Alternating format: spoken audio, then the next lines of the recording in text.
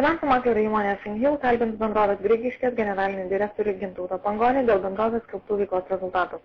Labą dieną, panas Gintautai. Labą dieną. Sakykit, tai kaip vertinate Grigiškių įmonės grupės trečiojo ketvirčio rezultatus? Ar jie buvo tokie, galbūt kokių tikėjotės, ar šiek tiek nukrypo nuo prognozių visų? Ne, jie buvo ne tokie, kokių mes tikėjomės, nes pačioj pradžioj metų, tai yra dar netgi praeitų metų pabaigoje, mes negalvojom, kad bus krizė ir planavom savo gana tokią nemažą plėtrą. Jeigu pamena, tuo metu mes planavom, kad ir pardavimai augs gana stipriai. O dėja, sakykime, toliau nepavyko.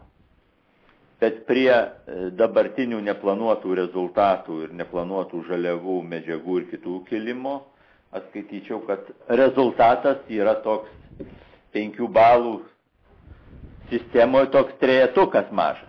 Trejetukas, ar ne? Jo, nes nėra taip, kad įmonė, sakykime, būtų dar sunkioj finansiniai padėti. Šiuo metu to nėra ir mūsų piniginiai srautai leidžia vykdyti įmonės veiklą normaliai. Taip, mes turim minus aukštą laikotarpį. Jeigu kalbėt pagal jūsų klausimą, ar tikimės ketvirtą ketvirtį, krintant žaliavų kainom, ištaisyti neigiamą rezultatą, tai neigiamą rezultatą ištaisyti nesitikim, bet pagerinti šiek tiek tikimės. Sumažinti šiek tiek ar ne tą tokį? Jo. Minusą. Nes, kaip jūs sakot, krintančiom žaliavų kainom dujom, tai aš nesakyčiau, kad jos krintančios. Todėl, kad lyg ir mazuto kaina pakrito, kas yra pririšta prie dujų, bet paaugo doleris. Ir jeigu taip žiūrėt, spalio mėnesį, jeigu dujos kainavo 1443 už 1000 kubų, tai lapkritį 1463, lyg ir daugiau. Gruodį mes bandom spėt, kad tai būtų 1424. Tai kaip matot, tai praktiškai esmės nėra. Aišku. Sakykit, o kas galėjo lemti stipriai išaugusios gamybos sąnaudas? O gamybos sąnaudas lėmė stipriai išaugusios, pavyzdžiui, žaliavos ir medžiagos pabrango 15%, lyginant su tuo pačiu laikotarpiu 7 metais. Elektros energija 17%, dujos 74%.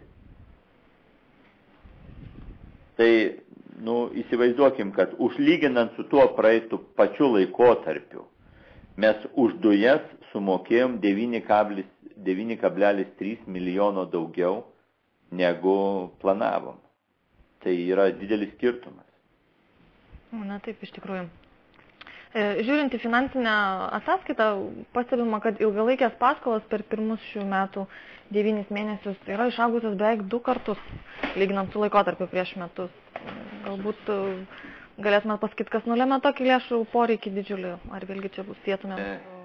Mes atlikom investicijas ir įsigijom naują popieriaus konvertavimo mašiną, kuri kainavo mums beveik 12 milijonų litų. Tai buvo finansuojama iš kreditų. Turbūt teko pastebėti dabar jau mūsų naujus higieninius popierius parduotuvėse, kurie jau atrodo daug aukštesnės kokybės negu buvo prieš tai. Aišku. Šiuo sunkiu ekonominiu laikotarpiu nemažai įmonių skelbia apie planuojamus darbuotojų atleidimus, pristabdomo gamybą.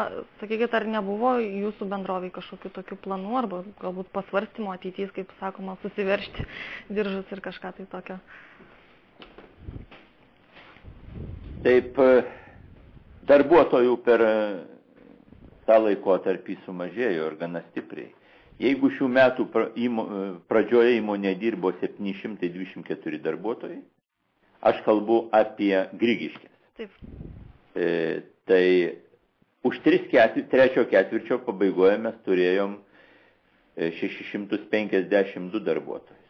Ir iki metų pabaigos planuojam turėti turbūt 600, gal šiek tiek daugiau ar mažiau. Tai taip pat dar sumažės darbuotojų skaičius. Na taip, aišku. Kągi, norėtume padėkoti Jums už pokalbį ir palinkėti sėkmės siekiant užsibrėžtų tikslų. Gerai, ačiū. Dėkui, visą geriausią. Dėkui, iki. Kalbiname bendrovės Grigiškės generalinį direktorių Gintautą Pangonis.